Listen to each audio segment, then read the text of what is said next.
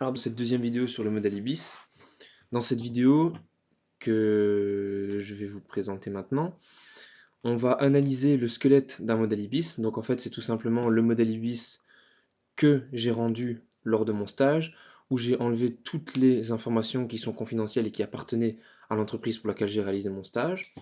Donc j'ai changé par exemple le nom de l'entreprise, le copyright, et j'ai retiré toutes les données euh, qui étaient euh, sensibles et qui étaient propre aux composants que j'ai modélisés en IBIS. Alors, il faut savoir que ce modèle IBIS est un modèle IBIS qui ne reprend pas tout ce qui existe dans les modèles IBIS, car il existe vraiment beaucoup de fonctionnalités dans les modèles IBIS. On va notamment retrouver la caractérisation d'une entrée simple, d'une sortie simple et d'une entrée-sortie, et aussi d'un buffer tri-state. Donc ça, tri-state qui ressemble vraiment très très fort à un buffer d'entrée-sortie. Alors, je passe tout de suite à la syntaxe du modèle IBIS. En en-tête, donc là ici, au tout début du modèle IBIS, on se retrouve toujours obligatoirement une en-tête. Alors, en premier lieu, nous avons IBIS version. IBIS version, c'est le mot-clé qui indique la version du modèle IBIS. Qu'est-ce que j'entends par là? J'entends qu'il existe différentes versions du modèle IBIS qui vont de la 1.0 à la 7.0 maintenant. La 7.0 étant celle qui regroupe le plus de fonctionnalités. Il n'est pas obligatoire de faire un modèle IBIS en version 7.0 si on n'utilise pas toutes les fonctionnalités de cette version. La version 4.2 est une version qui est déjà fortement complète et qui suffisait largement pour ce que je faisais dans le cadre de mon stage. Ensuite, nous avons le mot-clé FileName. FileName, c'est tout simplement le nom du fichier IBIS. On peut voir que l'extension est un .ibs et le nom ici qu'on note dans le fichier doit être obligatoirement le même que celui du fichier en lui-même. Alors on peut voir, je fais une petite aparté, que je suis sur le logiciel gratuit Hyperlinks Visual IBIS Editor. C'est tout simplement l'éditeur officiel du modèle IBIS qu'on peut télécharger directement sur le site ibis.org. Voilà, donc c'est celui qui vous permet de vous dire s'il y a des erreurs dans votre modèle, des erreurs de syntaxe, et qui permet aussi de visionner les différentes courbes que je vais décrire par la suite. On a ensuite ici le mot-clé FileRev. FileRev, c'est tout simplement la version du fichier IBIS, donc pas la version du modèle, mais la version du fichier. Ici, on peut voir que j'ai mis un exemple 5.6, c'est tout simplement un indicateur de vérification du fichier IBIS qui a été créé.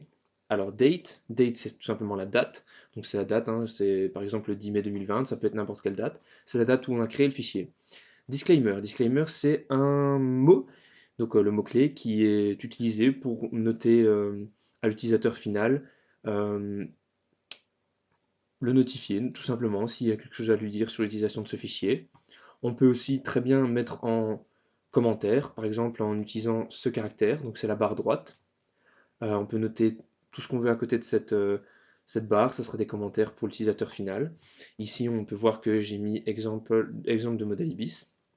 Ensuite, on a le copyright. Le copyright n'est pas obligatoire, c'est tout comme par exemple le disclaimer ou la date, mais c'est juste si une entreprise a envie de mettre un copyright sur son modèle IBIS, elle le met après ce mot-clé. Ensuite, on arrive à la deuxième section du modèle IBIS. Cette section, ici, contrairement à la section de l'entête, la section component, c'est une section qui peut revenir plusieurs fois. Pourquoi? Parce que dans un modèle IBIS, surtout dans les versions les plus récentes, donc les plus performantes, on peut par exemple mettre plusieurs composants.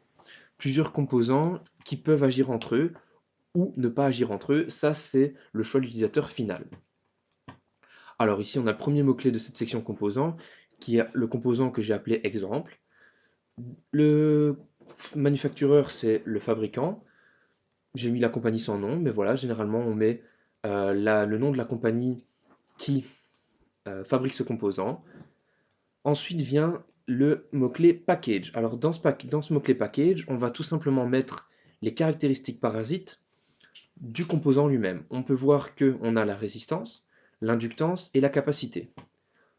Pour chaque valeur, on donne une valeur typique, minimum et maximum. On peut, on peut notamment voir que le caractère ohm, donc le caractère oméga de la résistance, n'est pas mis lorsqu'on parle d'une résistance, par contre, on a bien le H de Henry et le F de Farad. Le quatrième mot-clé de cette rubrique composant est le mot-clé pin. Pin pour la patte. Ensuite, on peut voir qu'on a par exemple par la suite signal name, model name, résistance de la pin, inductance de la pin et capacité de la pin. Alors ici, on met toutes les pins de son composant. Là, ici, j'ai décidé de modéliser un composant imaginaire à 6 pins qui aurait 6 signaux différents et 6 modèles de buffers différents. On peut très bien imaginer que la pin 1 et la pin 2 aient le même type de buffer qui utilise le même modèle, mais j'ai décidé d'en mettre plusieurs différents pour montrer un peu ce qui existait. Alors, on peut voir que les modèles sont repris ici sur le côté.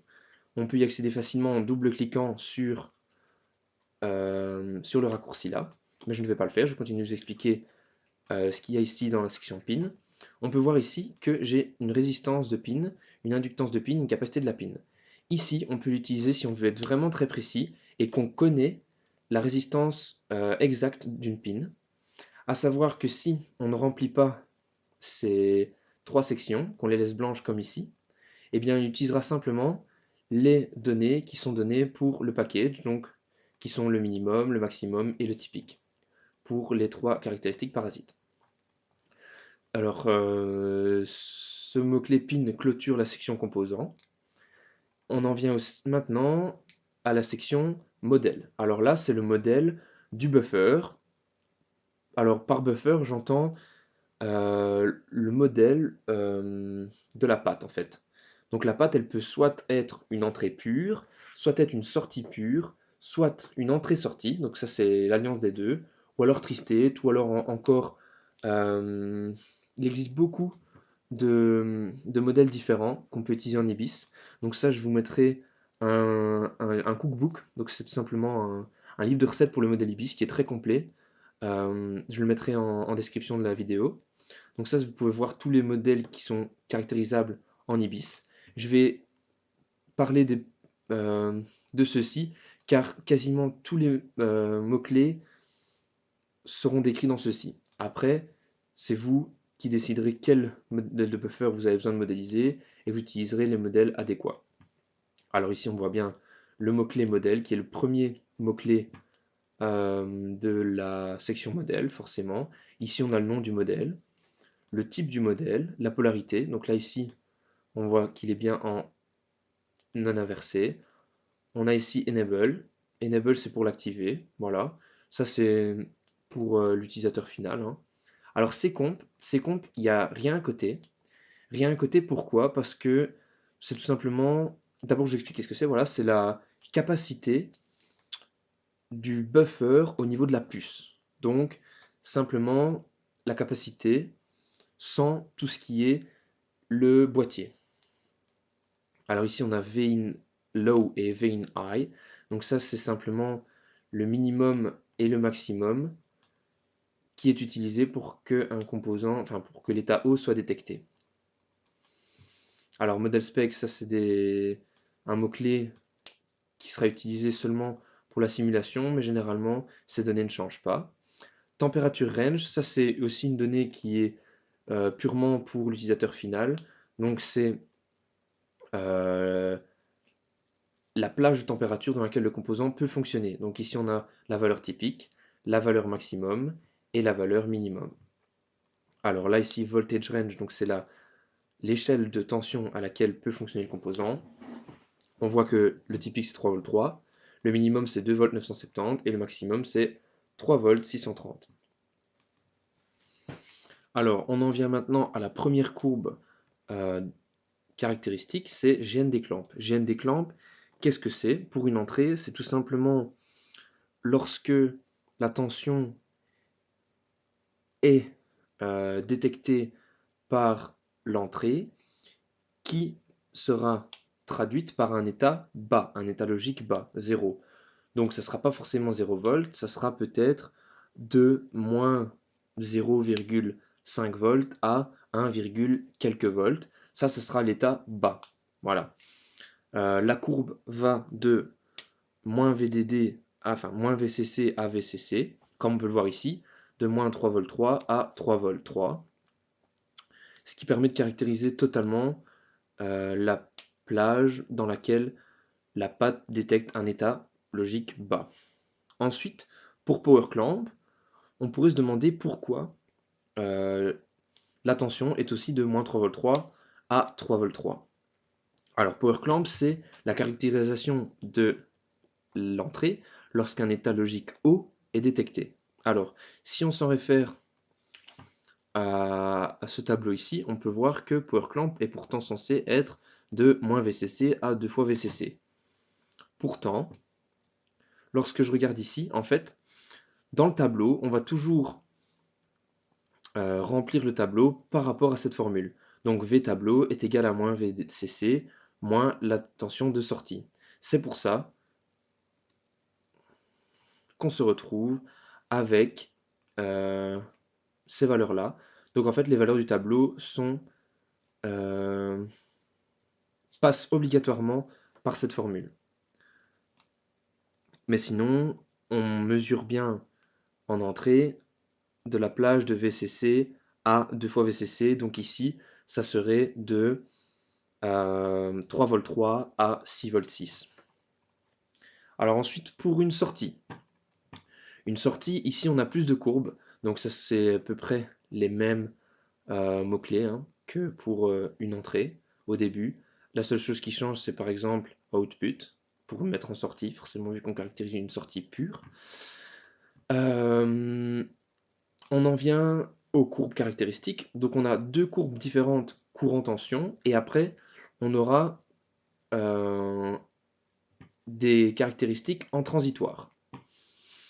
Alors, la courbe pull-down. Pull-down, c'est quand, en sortie, on active l'état logique bas, donc c'est-à-dire 0 volts, sur la patte. Et là, ici, on va venir caractériser de moins VCC à 2 fois VCC. Donc voilà, donc c'est simplement la réaction de la sortie à l'état 0 quand on fait varier la tension de moins VCC à 2 fois VCC. Pareil pour la courbe pull-up, sauf que cette fois-ci, l'état logique haut est activé pour la sortie. Alors bien sûr, je fais une dernière petite aparté. Je n'ai rien ici dans les courants typiques parce que c'est un composant que je n'ai pas, c'est un composant que j'ai inventé. Donc normalement, on aurait plus que deux valeurs. On aurait par exemple moins 3 V 3, moins 3,2, etc., etc., jusqu'à arriver à 6 volts, mais je ne l'ai pas mis pour une meilleure visibilité. Encore une fois, on a un courant typique minimum et maximum. Alors, la rampe.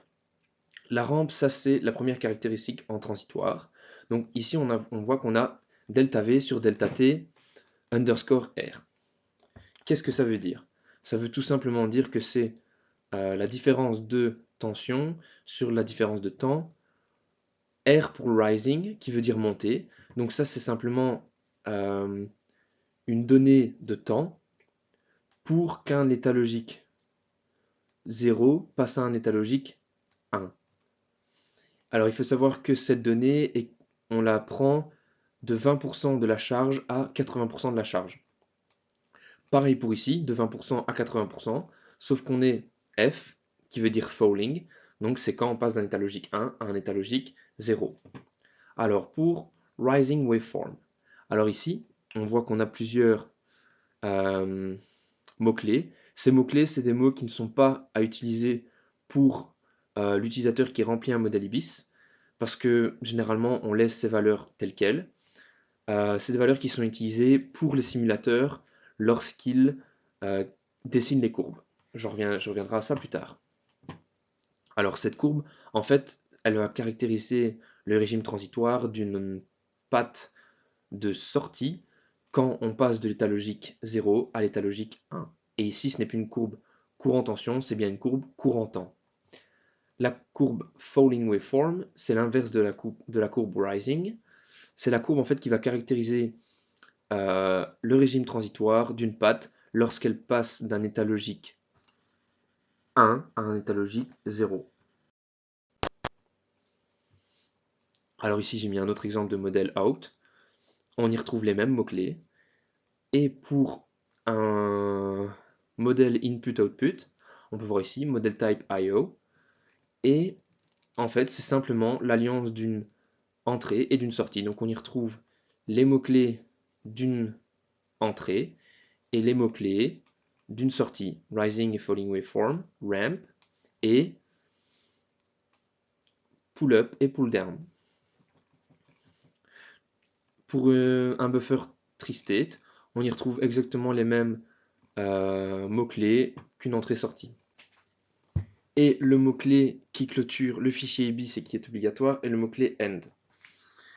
Il est malheureusement pour moi impossible de décrire tout ce qu'on peut retrouver dans un fichier IBIS, car il existe vraiment énormément de choses qu'on peut mettre dans un fichier IBIS selon l'utilisation qu'on en fait. Alors en 10 minutes, je n'aurai certainement pas le temps de tout expliquer déjà ce qu'il y a dans mon modèle IBIS. D'ailleurs, la vidéo dépasse certainement déjà largement ces 10 minutes, mais voilà, c'était impossible pour moi de faire plus court. Si je voulais vraiment expliquer tout ce que j'ai appris sur le modèle IBIS durant mon stage, il me faudrait au moins une vidéo d'1 heure, si pas 2 heures. Voilà, donc je pense que c'est pas le but ici, c'est vraiment d'expliquer un petit peu ce qu'on peut retrouver dans un modèle IBIS à un électronicien, je vais dire aguerri. Donc voilà, donc cette vidéo clôture du coup ce deuxième travail de substitution pour mon stage de bachelier de 3e année. J'espère que ces informations auront été assez claires. Et éventuellement, si quelqu'un d'autre voit cette vidéo et qui souhaite un complément d'information, il peut toujours laisser un commentaire sur la vidéo. Je laisserai quelques liens éventuellement utiles dans la description de la vidéo si vous devez notamment faire un modèle IBIS, si vous travaillez, si vous commencez à apprendre des choses sur le modèle IBIS. Et voilà.